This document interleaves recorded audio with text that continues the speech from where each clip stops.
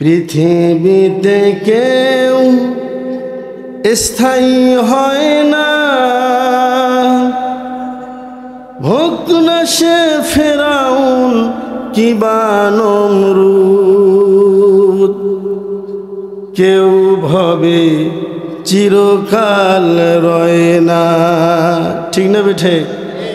পৃথিবীতে কেউ স্থায়ী হয় না, হোক না সে ফেরাউন কিবা নমরুদ। কেউ ভবে চিরকাল রয় না, চলে যায় সব ছেড়ে যেতে হয়। মৃত্যু মানে না কোনো পরিচয়। সব রাজা মহারাজা আর মহাবীর, সব রাজা মহারাজা আর মহাবীর, কাউকে সে অবকাশ দেয় না। পৃথিবীতে কেউ স্থায়ী হয় না, হোক না সে ফেরাউন কিবা নমরুদ। কেউ ভবে চিরকাল রয় না। এই সেই পিরামিড দাঁড়িয়ে আকাশের দিকে মাথা বাড়িয়ে, ইতিহাস হয়ে আছে চিরকাল। ফেরাউন শুধু ভবে রয় না। পৃথিবীতে কেউ স্থায়ী হয় না, হোক না সে ফেরাউন কিবা নমরুদ। কেউ ভবে চিরকাল রয় না। নীলত আছে আগে থাকবে, চিরদিন সত্যকে ডাকবে। নীলত আজও আছে থাকবে, চিরদিন সত্যকে ডাকবে। ডেকে ডেকে বলে যাবে দিন রাত। কেউ যেন ফেরাউন হয় না, কেউ যেন নমরুদ হয় না, কেউ যেন হাসুয়াপা হয় না। সম্মানিত বন্ধুগণ, আমি বলতে চাই, উমাইয়া যেমন হযরত বেলাল রাদিয়াল্লাহু তাআলা রক্ত ঝরাচ্ছেন, ওই সময়ের কথা স্মরণ করে আমাদের এই বাংলাদেশে নাস্তিক সরকার, পালিত সরকার এই দেশের আলেমদেরকে যুগ যুগ ধরে জেলখানায় বন্দী করেছিলেন। কোরআনের পাখি আল্লামা দেলোয়ার হোসেন সাঈদীকে স্লো পয়জিং দিয়ে সেখানে জেলখানায় বন্দী করেছিলেন। অনেক আলেমদের রক্ত ঝরেছিলেন। ওই সময়ে যেমন তারা ঈমান ছাড়ে নাই, রক্ত ঝরেছিল, ঈমান গ্রহণ করেছিল। আমরা আমাদের ঈমান রক্ষার জন্য সব গ্রহণ করতে পারি, ঈমান ছাড়তে পারি না, ঈমান ছাড়তে পারি না, ঈমান ছাড়তে পারি না। চিৎকার করে বলুন ঠিক না বেঠে? সম্মানিত বন্ধুগণ, কোরআনুল কারীমকে প্রশ্ন করি, কোরআনুল কারীম এই পৃথিবীতে তোমার আসার কারণটা কি? কি জন্য তুমি কোরআন পৃথিবীতে নাজিল হয়েছ? কোরআনুল কারীম সুন্দর করে জবাব দিবেন। আল্লাহ পাক বলছেন, আলিফ লাম রা, কিতাবুন আনজালনাহু ইলাইকা লিতুখরিজান নাসা মিনাজ যুলুমাতি ইলান নূর। জোরে বলেন আল্লাহু আকবার। কোরআনুল কারীমকে প্রশ্ন করা হলো, ও কোরআনুল কারীম, তুমি পৃথিবীতে কেন আসলা? কারণটা কি? কি জন্য কোরআন নাজিল করা হলো? কোরআনুল কারীম সুন্দর করে জবাব দিচ্ছেন, আমি পৃথিবীর মানুষদেরকে অন্ধকার থেকে আলোর পথে নিয়ে আসার জন্য আল্লাহ কোরআন নাজিল করেছেন। সকলে বলি সুবহানাল্লাহ। তাহলে আমরা কোরআন থেকে জবাব পেলাম, কোরআন কেন এসেছেন? মানুষকে অন্ধকার থেকে আলোর পথে নিয়ে আসার জন্য। বলেন ঠিক না ঠিক? কোরআনকে জিজ্ঞেস করো, কোরআন আমার অনেক দুঃখ কষ্ট, জীবনে কখনো সুখ হয় না, শুধু কষ্ট আর কষ্ট, অনেক কষ্ট করে জীবন যাপন করি, আল্লাহর কোরআন আমাদের কি সুখ হবে না? আল্লাহর কোরআন জবাব দিচ্ছেন, ইন্না মাআল উসরি ইউসরা। কোরআনুল কারীম বলছেন, বান্দারে তুমি কোনো চিন্তা করো না, আমি আল্লাহ রব্বুল আলামিন বলে দিলাম। কোরআন জবাব দিচ্ছেন, একটা মানুষের সুখে দুঃখের পরে আমি আল্লাহ পাক সুখ দিয়া দিব। সকলে বলি সুবহানাল্লাহ। কোরআনকে যদি প্রশ্ন করা হয়, কোরআনুল কারীম আমার কোনো সাহায্যকারী নাই, আমাকে কেউ সাহায্য করে না, সব সময় সমস্যায় পড়ে থাকি। আল্লাহর কোরআন বলছে, বান্দারে যদি তুমি মুমিন হও, ওয়া কানা হাক্কান আলাইনা নাসরুল মুমিনিন। আল্লাহ পাক বলছেন, বান্দারে যদি তুমি মুমিন হতে পারো, পৃথিবীর সমস্ত মুমিন বান্দাদেরকে আমি আল্লাহ রব্বুল আলামিনের সাহায্য করা ওয়াজিব হয়ে যায়। তার মানে হলো, যদি আমরা যুগ যুগ ধরে কোরআনুল কারীমকে প্রশ্ন করি, প্রশ্ন করতে করতে আমাদের প্রশ্ন শেষ হয়ে যাবে। প্রশ্ন করতে করতে আমরা ক্লান্ত হয়ে যাব। কোরআন কখনো ক্লান্ত হবে না, কোরআনের জবাব শেষ হবে না। কোরআন ধীরে ধীরে প্রত্যেকটি প্রশ্নের জবাব আল্লাহর কোরআন দিতে পারবে। সকলে বলি সুবহানাল্লাহ। চলুন আমরা আলোচনার মূল বিষয়ে চলে যাই। আমার সাথে সকলেই পড়ুন, আউযু বিল্লাহি মিনাশ শাইতানির রাজিম, বিসমিল্লাহির রাহমানির রাহিম। আলিফ লাম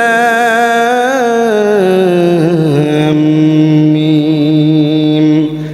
আহাসিবান নাসু আন ইউতরাকু আন ইয়াকুলু আমান্না ওয়া হুম লা ইফতানুন। জোরে বলেন আল্লাহু আকবার। সম্মানিত বন্ধুগণ, আমি আপনাদের সামনে যে সূরা থেকে আয়াতে কারিমা তেলাওয়াত করেছি, সূরার নাম হলো সূরাতুল আনকাবুত।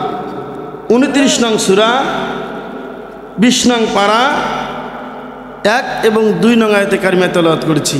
বলেন দেখি সূরার নাম কি? আনকাবুত। সূরার নাম কি? আরো জোরে বলেন, আনকাবুত। আনকাবুত শব্দের অর্থ হলো মাকড়সা। মাকড়সা চিনেন আপনারা? মাকড়সা যে জাল তৈরি করে, নেট তৈরি করে, বলেন দেখি শক্তিশালী কম না বেশি? কম। একটা ছোট বাচ্চা যদি ফু দেয়, মাকড়সার জাল কি হয়ে যাবে? নষ্ট হয়ে যাবে। আল্লাহ তাআলা মাকড়সা নাজিল করলেন এজন্য যে কাফের মুশরিকদের ষড়যন্ত্র হলো মাকড়সার জালের মতো দুর্বল। এই বাংলাদেশে 17টি বছর যারা ক্ষমতায় ছিল, তারা বাংলাদেশ থেকে ইসলামকে উৎখাত করার জন্য চেষ্টা করেছিল, ষড়যন্ত্র করেছিল। আল্লাহ পাক বলছেন তোমাদের ষড়যন্ত্র হলো মাকড়সার জালের মতো, আমি আল্লাহ রাব্বুল আলামিন ষড়যন্ত্র করে দেশ থেকে মুহূর্তের মধ্যে পালাতে তোরা দিশা পানে, বলেন ঠিক না বেটে? সুতরাং মানুষের ষড়যন্ত্র হলো মাকড়সার মতো। সম্মানিত বন্ধুগণ, আল্লাহ তাআলা পবিত্র কুরআনুল কারিমের ভিতরে প্রায় 200 আয়াত প্রাণী সম্পর্কে আল্লাহ তাআলা নাজিল করেছেন, আর প্রায় 30টি প্রাণীর কথা আল্লাহ তাআলা কুরআনুল কারিমে উল্লেখ করেছেন। আল্লাহ তাআলা এই সূরাটি এমন একটি সময় নাজিল করলেন যখন ইসলাম গ্রহণ করা খুবই কষ্টকর। ইসলাম গ্রহণ করলেই একটা মানুষ সাথে সাথে বাবা থেকে আলাদা হতে পারে, পরিবার থেকে আলাদা হতে পারে, সমাজ থেকে আলাদা হতে পারে। এই মুহূর্ত যখন আল্লাহ তাআলা মানুষের উপর ইসলাম প্রচার করার জন্য দায়িত্ব দিলেন, কিছু মানুষ, দুর্বল মানুষ, তারা ইসলাম থেকে, ইসলাম ধর্ম থেকে তারা দূরে সরে যাওয়ার চেষ্টা করলো। আল্লাহ রাব্বুল আলামিন সেই দুর্বল ইমানদারগণকে শক্তিশালী করার জন্য, তাদেরকে বোঝানোর জন্য আল্লাহ তাআলা অত্র আয়াত নাজিল করেন। আল্লাহ পাক বলছেন, তাফসীর অনুযায়ী অত্র আয়াতের সরল অনুবাদ হলো, আল্লাহ বলছেন আহাসিবান নাসু, হে মানুষ সকল, তোমরা কি মনে করেছো আইয়ুতরাকু, তোমাদেরকে ছেড়ে দেওয়া হবে? আইয়াকুলু আমান্না, তোমরা তোমাদের মুখ দিয়ে, তোমাদের জবান দিয়ে তোমরা বললা আমরা ইমানদার, এতটুকু বললেই তোমাদের ছেড়ে দেওয়া হবে? ওয়াহুম লা ইফতানুন, আর তোমাদেরকে পরীক্ষা করা হবে না? আল্লাহ পাক বলছেন অবশ্যই আমি তোমাদেরকে পরীক্ষা করব, পরীক্ষার মাধ্যমে তোমাদের ইমানের যাচাই বাছাই হবে, বলেন ঠিক না বেঠে? একটা মানুষ মুখ দিয়ে বললেই সে ইমানদার হতে পারবে না। আল্লাহ পাক বলছেন আমি পরীক্ষার মাধ্যমে তোমাদের যাচাই করব। আজকে আমরা আমাদের ইমানগুলো যাচাই করব, আসলে আমাদের ইমান আছে কি নাই, আমাদের কি রকম ইমান গ্রহণ করতে হবে। সাহাবে কেরামের মতো, নবী রাসূলদের মতো আমাদের ইমান আনতে হবে। সম্মানিত বন্ধুগণ, তাহলে আল্লাহ পাক বলছেন পরীক্ষা করব, মুখে বললে হবে না। সম্মানিত বন্ধুগণ, আমাদের নাম দিয়ে কোনো কাম নাই। অনেক মানুষ রয়েছে, নাম রয়েছে ইমান আলী, কিন্তু জীবনে মসজিদ ঘর ঢুকে না, বলেন দেখে আসে না নাই? অনেক মানুষ রয়েছে, নাম হলো রমজান আলী, দুপুরবেলা ভাত খায়, নাম রেখেছেন রমজান আলী। অনেক মানুষ রেখেছেন শুকুর আলী, একদিন জুমার দিন নামাজ পড়তে যায় না। নাম রেখেছেন আতর আলী, সারা শরীর দিয়ে গাজার গন্ধ। নাম রেখেছে হিম্মত মিয়া, খুব সাহস, সাইকেলের চাকা বাস্ট হলেতে চিদ হয়ে পড়ে যায়। নাম রেখেছেন হিম্মত আলী। নাম রেখেছে বাদশা মিয়া, সারা গ্রাম ভিক্ষা করে খায়, আছে না নাই? নাম রেখেছেন খোকা মিয়া, 80 বছর বয়সের বুড়ো। তার মানে হলো আল্লাহ বলছেন নাম দিয়ে কোনো কাম হবে না, পরীক্ষার মাধ্যমে আমি আল্লাহ জেনে নিব কে জান্নাতি আর কে জাহান্নামী। পরীক্ষার মাধ্যমে আল্লাহ তাআলা জেনে নেবেন। সম্মানিত বন্ধুগণ, আল্লাহ রাব্বুল আলামিন হযরত আদম আলাইহিস সালাম থেকে শুরু করে আমাদের নবী পর্যন্ত প্রত্যেকটা নবী রাসূলকে আল্লাহ তাআলা পরীক্ষা করেছিলেন। হযরত আদম আলাইহিস সালাতু ওয়াস সালাম, হযরত আইয়ুব আলাইহিস সালাতু ওয়াস সালাম, হযরত ইউনূস আলাইহিস সালাতু ওয়াস সালাম, হযরত ইব্রাহিম আলাইহিস সালাতু ওয়াস সালাম, হযরত মুহাম্মদ সাল্লাল্লাহু আলাইহি সাল্লাম, প্রত্যেকটা নবী রাসূলকে আল্লাহ তাআলা পরীক্ষার মাধ্যমে যাচাই করেছেন। আল্লাহ পাক বলছেন আমার শুধু নবী রাসূলগুলো নয়, সাহাবে কেরামও আল্লাহর কাছে পরীক্ষা দিয়েছেন। সকলে বলি সুবহানাল্লাহ। তাহলে আমাদের ঈমান আছে কি নাই, আমরা কতটুকু ঈমানদার, এটা কিভাবে যাচাই করতে হবে? কথা বলেন। পরীক্ষার মাধ্যমে একটা ছাত্র কেমন পায়, ভালো না মন্দ, এজন্য শিক্ষকরা কি নেন? পরীক্ষা নেন। আমরা আসলে ইমানদার কিনা এটা যদি আমরা জাস্টিফাই করতে যাই, যাচাই বাছাই করতে যাই, তাহলে আল্লাহর ইমানি পরীক্ষা দিতে হবে। হযরতে বেলাল রাদিয়াল্লাহু তাআলা আনহু একজন রাসূলের সাহাবা। পৃথিবীতে তিনজন মানুষ অসুন্দর ছিল, তার মধ্যে একজন হলো হযরতে বেলাল রাদিয়াল্লাহু তাআলা আনহু। এত কালো ছিল, খাটো, মুখে গর্তের দাগ, চুলগুলো এলোমেলো, পাগুলো ফাটা, এত কালো মানুষ। দাস ছিল, উমাইয়া তার বাসায় কাজ করতেন। হযরতে বেলাল রাদিয়াল্লাহু তাআলা আনহু ইসলাম গ্রহণ করার পরে তিনি তার মালিক উমাইয়ার কাছে হাজির হলেন। উমাইয়া জিজ্ঞেস করলেন, বেলাল, আমি শুনতে পেলাম তুমি নাকি মুহাম্মাদের ধর্ম গ্রহণ করেছ।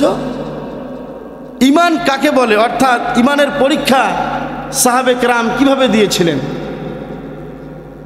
সম্মানিত বন্ধুগণ, হযরত বেলাল রাদিয়াল্লাহু তাআলা আনহুর মালিক মনিব তিনি ডাক দিয়ে বলেন, বেলাল, আমি শুনতে পেলাম তুমি নাকি ইসলাম গ্রহণ করেছ। হযরতে বেলাল রাদিয়াল্লাহু তাআলা বলেন যে, মনিব আপনি শুনবেন কেন? আপনি দেখেন। সাথে সাথে পড়ে নিলেন, লা ইলাহা ইল্লাল্লাহু মুহাম্মাদুর রাসূলুল্লাহ সাল্লাল্লাহু আলাইহি সাল্লাম। ও আমার মালিক উমাইয়া, আপনি শুনবেন কেন? সাথে সাথে পড়ে নিলেন। রসুলের কালিমা যখন পড়ে নিলেন, উমাইয়া ডাক দিয়ে বলেন, বেলাল, তুমি কি জানো না তুমি যে ইসলাম গ্রহণ করলা তোমার উপর কত নির্যাতন আসতে পারে? তুমি কি সেটা জানো না? হযরত বেলাল ডাক দিয়ে বলেন, হে আমার মনিব, আমার জীবন যদি চলে যায়, আমি যে ইসলাম পেয়েছি, যে আল্লাহ পেয়েছি, যে রসুল পেয়েছি, আমার জীবন গেল, আমি আমার ঈমান ছাড়ব না। সকলে বলি সুবহানাল্লাহ। হযরতে বেলাল রাদিয়াল্লাহু তাআলা আনহুকে ওই সময়ের পাকা খেজুরের পাতা দিয়ে রশি বানা হলো। রশি তৈরি করে তার মনে উমাইয়া বেলাল রাদিয়াল্লাহু তাআলা আনহুর গলার ভিতরে বেঁধে দিলেন, আর গরু ছাগলের মতো টানতেছেন। এখন যারা হজ করতে যায় সেখানে দেখতে পাবেন উঁচু নিচু রাস্তাগুলি পাহাড় তৈরি করা হয়েছে, পাহাড় থেকে রাস্তা তৈরি করা হয়েছে। ওই সময়ের ওই রকম কোনো প্রসেস ছিল না। উঁচু নিচু গর্তগুলো হযরত বেলাল রাদিয়াল্লাহু তাআলা আনহুকে যখন উমাইয়া টানতেছিল, তখন শরীর থেকে ফিঙ্কি দিয়ে রক্ত বের হতো। ঈমান এত সোজা নয়। এই ঈমান গ্রহণ করার কারণে জীবনকে বিলিয়ে দিয়েছিলেন উমাইয়া। হযরতে বেলাল রাদিয়াল্লাহু তাআলা আনহুকে এরকম করে উঁচু নিচু জায়গা দিয়া যখন নিয়ে যাওয়া হলো, শরীর থেকে রক্ত বের হচ্ছে। এরপরে উমাইয়া ডাক দিয়ে বলেন, বেলাল, তুমি কি এখন ইসলামটা ছাড়বা না? হযরতে বেলাল রাদিয়াল্লাহু তাআলা বলেন, না না, আমি ইসলাম ছাড়ব না। আমার জীবন চলে গেল, আমি মুহাম্মদ এবং আল্লাহকে ছাড়ব না। উমাইয়া ডাক দিয়ে বলেন, বেলাল রে, তোমাকে আরো কঠিন কষ্ট দেওয়া হবে। মরুভূমির মধ্যে উত্তপ্ত বালুর উপরে হযরতে বেলাল রাদিয়াল্লাহু তাআলাকে শুয়ে দেওয়া হলো, উপরে পাথর চাপে দেওয়া হলো। আর হযরতে বেলাল রাদিয়াল্লাহু তাআলা আনহু বলতেছেন, কুল হুয়াল্লাহু আহাদ। সূরা ইখলাস তেলাওয়াত করতেছেন। উমাইয়ার সহ্য হলো না, লাফ দিয়ে বুক থেকে পাথরটা সরাই নিলেন, বাবলা কাটা দিয়া বাম হাত দিয়ে জিহ্বাটা বের করলেন, বাবলা কাটা দিয়া জিহ্বার মধ্যে আঘাত করলেন, আর ফেঙ্কি দিয়ে রক্ত বের হলো। বলা হলো, বেলাল রে, তুমি তোমার আল্লাহকে আর ডাকতে পারবা না। চিৎকার করবে নাউজুবিল্লাহ। হযরতে বেলাল রাদিয়াল্লাহু তাআলা জবান বন্ধ করে দেওয়া হলো। হযরতে বেলাল রাদিয়াল্লাহু তাআলা যখন আজান দিতেন, একদিন আজান বন্ধ করে দেওয়া হয়েছিল একটু কণ্ঠের সমস্যার কারণে। ওই দিন হযরত বেলাল রাদিয়াল্লাহু তাআলা আনহুর আজান আল্লাহর কাছে পৌঁছায় নাই। হযরত বেলাল রাদিয়াল্লাহু তাআলার ব্যাপারে আল্লাহ রাসূল বলছেন, হযরত বেলাল রাদিয়াল্লাহু তাআলা আজান দিতেন, আমরা যখন বলি আশহাদু আন্না মুহাম্মাদুর রাসূলুল্লাহ, রসুলকে আমরা দেখি নাই, শুধু বলি। আর হযরত বেলাল রসুলকে আঙ্গুল দিয়ে ইশারা করে বলতো আশহাদু আন্না মুহাম্মাদুর রাসূলুল্লাহ। হযরত বেলাল রাদিয়াল্লাহু তাআলা আনহুর ফিনকি দিয়ে রক্ত বের হলো, শরীর রক্ত দিয়ে মাখা গেল। আল্লাহ নবী হযরত আবু বকর সিদ্দিক রাদিয়াল্লাহু তাআলাকে ডাক দিয়ে বলেন, ও আমার সাহাবী, যাও আমার বেলালকে তুমি সেখান থেকে নিয়ে আসো। উমাইয়ার কাছে টাকা দিয়ে হযরত বেলাল রাদিয়াল্লাহু তাআলাকে মুক্ত করে আনলেন। আল্লাহ রসুল বলে দিলেন, বেলাল, যেহেতু মক্কার জমিনে তোমার রক্ত ঝরেছে, আমি রসুল বললাম এই মক্কার মধ্যে আমরা ইসলাম কায়েম করব।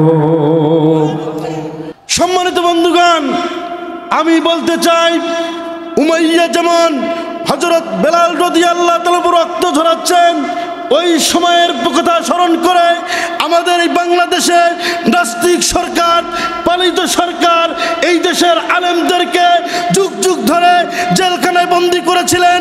কোরআনের পাখি আল্লামা দেলোয়ার হোসেন সাঈদীকে স্লো পয়জিং দিয়ে সেখানে জেলখানায় বন্দী করেছিলেন। অনেক আলেমদের রক্ত ঝরেছিলেন। ওই সময়ে যেমন তারা ঈমান ছাড়ে নাই, রক্ত ঝরেছিল, ঈমান গ্রহণ করেছিল। আমরা আমাদের ঈমান রক্ষার জন্য সব গ্রহণ করতে পারি, ঈমান ছাড়তে পারি না, ঈমান ছাড়তে পারি না, ঈমান ছাড়তে পারি না। চিৎকার করে বলুন ঠিক না বেঠে? সম্মানিত বন্ধুগণ, আমরা ঈমানটাকে যত সোজা মনে করি এত সোজা নয়। আল্লাহ রাসূল বলছেন যে, বেলাল, তুমি যেহেতু এই মক্কার মধ্যে তোমার রক্ত ঝরিয়েছ, এই মক্কা ইসলাম কায়েম হবে। রাসূল করিম সাল্লাল্লাহু আলাইহি সাল্লাম মক্কা বিজয় করেছেন কি করেন নাই? মক্কা বিজয় হয়ে গেল, দেশ স্বাধীন হয়ে গেল। আবু সুফিয়ান ভয়ে থরথর করে কাঁপতেছে, না জানি আজকে মোহাম্মদ আমাদের ব্যাপারে কি প্রতিশোধ গ্রহণ করে। আজকে বাংলাদেশে পালিত সরকারের যারা কর্মচারী রয়েছে ওরা কিন্তু খুব মুসিবত রয়েছে, বলেন ঠিক না বেঠে? তারা চিন্তা করতেছে কাদের কাছে গেলে নিরাপত্তা পাব। সম্মানিত বন্ধুগণ, মক্কা বিজয় হয়ে গেল। আওয়ামী লীগ সরকারের কর্মচারীর মতো আবু সুফিয়ান, উতবা, সাহেবা, ওই কাফেরগুলি তারা চিন্তায় পড়ে গেল, আমরা এখন কি করব। মোহাম্মদের উপর অনেক নির্যাতন করেছিলাম, চাদর দুই দিক থেকে মোহাম্মদকে আমরা গলায় চাপা দিয়েছিলাম। তায়েফের ময়দানে যুবকরা মারতে মারতে রক্তাক্ত করে ফেলেছিল। এর প্রতিশোধ মোহাম্মদ যদি নাই আমরা টিকতে পারবো না। ভয়ে থরথর করে কাঁপতেছে। আল্লাহ রসুলকে ডাক দিয়ে বলেন, মোহাম্মদ, আমরা খুব ভয়ে আছি। আল্লাহ রসুল জিজ্ঞেস করলেন, আবু সুফিয়ান, তুমি মোহাম্মদের কাছে কেমন ব্যবহার আশা করো? আবু সুফিয়ান বললেন, একজন ভাই আর একজন ভাইয়ের সাথে যেমন ব্যবহার আশা করে আমরা মোহাম্মদের কাছে সেই রকম ব্যবহার আশা করি। আল্লাহ রাব্বুল আলামিন কুরআনুল কারীম আয়াত নাজিল করে জানিয়ে দিলেন, ক্বালা লা তাসরিবা আলাইকুমুল ইয়াউম ইয়াগফিরুল্লাহু লাকুম ওয়া হুয়া আরহামুর রাহিমিন। জোরে বলেন আল্লাহু আকবার। আল্লাহর নবী ডাক দিয়ে বলেন, হে আবু সুফিয়ান, তোমরা কোনো চিন্তা করো না, আমরা দেশ স্বাধীন করেছি, মক্কা বিজয় করেছি, তাই বলে তোমাদের সাথে কোনো আমাদের বিরোধিতা নাই, তোমাদের আমরা প্রতিশোধ গ্রহণ করব না, তোমাদের জন্য ছেড়ে দিলাম। আবু সুফিয়ান, তোমরা সকলেই ইসলাম ধর্ম গ্রহণ করো, আমরা আল্লাহর কাছে তোমাদের জন্য ক্ষমা চাইলাম, আল্লাহ যেন তোমাদের গুনাহগুলো মাফ করে দেয়। সম্মানিত বন্ধুগণ, আমিও সেই সময়ের নীতি অনুসরণ করে যারা 17টি বছর জ্বালিয়েছেন ইসলাম বিরোধী কর্মচারীরা, আমরাও প্রতিশোধ গ্রহণ করতে চাই না। আপনাদের জন্য আমাদের দরজা খোলা, আপনারা আসুন, আমরা সাদরে গ্রহণ করব। আমরা প্রতিশোধ গ্রহণ করব না। আল্লাহর কাছে মাপ চাই, আল্লাহ ক্ষমা করুক, আপনারা সংশোধন হন। সম্মানিত বন্ধুগণ, আল্লাহ রাব্বুল আলামিন এই পৃথিবী যদি আমরা ঠিক করতে যাই, তাহলে প্রথম কাজ হলো, আল্লাহ পাক বলছেন, তোমরা আসলে মনে করো না জবান দিয়ে বললা আমরা ঈমান এনেছি, এতটুকু বললে যথেষ্ট হবে না। আল্লাহ বলেন দেখি কি করবে, পরীক্ষা করবে কি করবে না। আল্লাহ পাক বলছেন, আম হাসিবতুম আন তাদখুলুল জান্নাতা ওয়ালাম্মা ইয়া'লামিল্লাহুল্লাযীনা জাহাদু মিনকুম ওয়া ইয়া'লামাস সাবিরিন।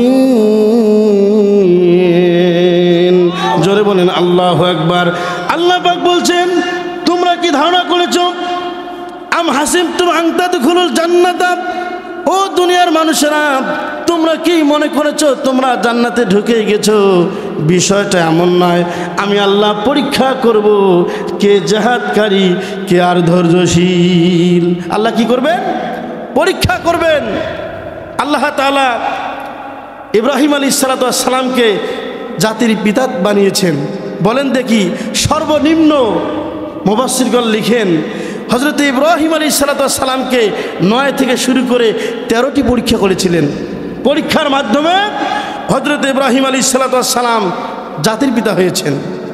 সম্মানিত বন্ধুগণ, আমরা যদি একটা দেশ গঠন করতে চাই, তাহলে সর্বপ্রথম আমাদের নিজের ঈমানটাকে ঠিক করতে হবে। আগে নিজেকে ঠিক করতে হবে। 2 নম্বর হলো, নিজে ঠিক হওয়ার পরে আমাদের পরিবার ঠিক করতে হবে। যদি পরিবার ঠিক না হয়, তাহলে ইসলাম প্রতিষ্ঠা প্রচার করা খুবই কঠিন হয়ে যায়। যখন পরিবার ঠিক থাকবে না, আপনি ইসলাম প্রতিষ্ঠা করবেন, ইসলামের দাওয়াত দিবেন, তখন সমস্যা হয়ে যাবে। এজন্য আল্লাহ পাক তাগিদ দিয়েছেন, নিজে ঠিক হওয়ার পরে তোমাদের পরিবারকে ঠিক করো। সম্মানিত বন্ধুগণ, আল্লাহ রাব্বুল আলামিন পবিত্র কুরআনুল কারীম সূরা তাহরিম 66 নং সূরা 6 নং আয়াতে আল্লাহ পাক বলছেন, ইয়া আইয়ুহাল্লাযীনা আমানু কু আনফুসাকুম ওয়া আহলিকুম নারা। জোরে বলেন আল্লাহু আকবার। আল্লাহ পাক বলছেন, হে ঈমানদারগণ, তোমরা জাহান্নামের আগুন থেকে নিজেই বাঁচো, এরপরে তোমাদের পরিবারকে বাঁচাও। পরিবার একটা আমরা যদি ঠিক করতে চাই, আমাদের সন্তান যদি আমরা ঠিক করতে চাই, মা বোনেরা যারা এসেছেন কান লাগান, যদি আমরা আমাদের কন্যা সন্তানকে ঠিক করতে চাই, আমাদের পুত্র সন্তানকে ঠিক করতে চাই, সর্বপ্রথম যাকে ভালো হতে হবে তিনি হলেন মা। কাকে ভালো হতে হবে? মা।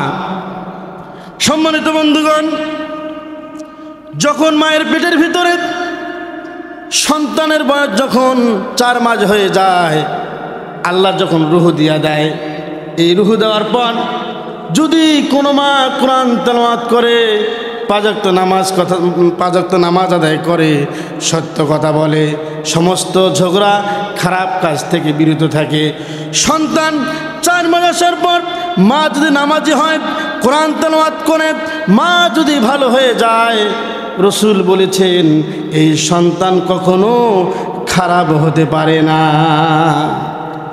সন্তান ভালো হওয়ার পিছনে মাকে অবদান রাখতে হবে। কিন্তু মা যদি গর্বে সন্তান নিয়ে বেশি বেশি ঝগড়া করে, নামাজ পড়ে না, কোরআন তেলাওয়াত করে না, অপকর্ম কাজ করে বেড়ায়, তাহলে এই সন্তানের ইফেক্টটা, মায়ের ইয়াটা পড়বে, ওই সন্তান কখনো ভালো হতে পারবে না। সন্তান ভালো করতে হলে সর্বপ্রথম কাকে ভালো হতে হবে? মাকে ভালো হতে হবে। 2 নম্বর বাবাকে ভালো হতে হবে। সন্তান যখন একটু বড় হলো সবগুলো বুঝে, সন্তান বুঝার পরে যখন বুঝে যে একটু বোঝার পরে যেন বুঝতে পারে আমার মা নামাজ পড়ে, বাবা নামাজ পড়ে, বাবা কোনো নেশা করে না, কোনো অন্যায় কাজ করে না, মা বাবার এই আদর্শ যদি কোনো সন্তান পেয়ে থাকে, বলেন দেখি সন্তান ভালো হবে না খারাপ হবে? ভালো হবে। সন্তানে আপনি দোষ দিবেন কেন? আরে বাবা, আপনার সন্তান নেশা করে, মদ পান করে, আপনি তো এর থেকে দূরে নয়, আগে আপনি ভালো হন। অনেক আলেম ওয়াজ করে, আমার আলোচনা হলো বাবা এবং মা যদি ভালো হয় অবশ্যই 100-র মধ্যে 100 ওই সন্তান ভালো হবে। বলেন ঠিক না বেঠে? সম্মানিত মা বোনেরা, আপনাদের বিষয়ে আলোচনার তেমন কোনো সুযোগ হবে না, তবে সবচাইতে একজন দামি মহিলা হযরতে আসিয়া আলাইহিস সালাম, যিনি ফেরাউনের স্ত্রী ছিলেন। ফেরাউন ছিল রাষ্ট্রপ্রধান, প্রেসিডেন্ট, ঠিক না বেঠিক? একজন শাসকের স্ত্রী পাওয়ার কম না বেশি? বেশি। অথচ আসিয়া আলাইহিস সালাম একজন কাফেরের স্ত্রী হওয়া সত্ত্বেও তিনি ফেরাউনের সাথে কীরকম জীবনযাপন করেছিলেন। আজকে মা বোনেরা কাল লাগান, স্বামীর সংসারে একটু অভাব হলেই আপনি অশান্তি সৃষ্টি করেন, স্বামীকে অভিশাপ দেন, স্বামীর উপর খারাপ আচরণ করেন। আসিয়া আলাইহিস সালাম মুসলমান আর তার স্বামী ফেরাউন কি কাফের। কাফেরের ঘরে সংসার করেছিলেন, কীরকম একটু কানটা লাগান। আর যারা স্বামী স্ত্রীর সংসারের মধ্যে অশান্তি থাকবে, এটা স্বাভাবিক। সম্মানিত মা বোনেরা, আপনাদের বিষয়ে ব্যাপক আলোচনা করতে পারলাম না, শুধু এই বিষয়টা আমরা কানে লাগাই। আমার আলোচনা হবে 3টা পয়েন্টের উপর। আমি একটা পয়েন্টের মধ্যে আসি, দ্বিতীয় শুরু করেছি। 3টা পয়েন্ট হলো, 1 নম্বর হলো নিজে ভালো হতে হবে, 2 নম্বর হলো পরিবার ভালো হতে হবে। এর আলোচনা চলছে। সামনের 3 নম্বর পয়েন্ট হলো আমাদের দেশ সরকার ভালো করতে হবে।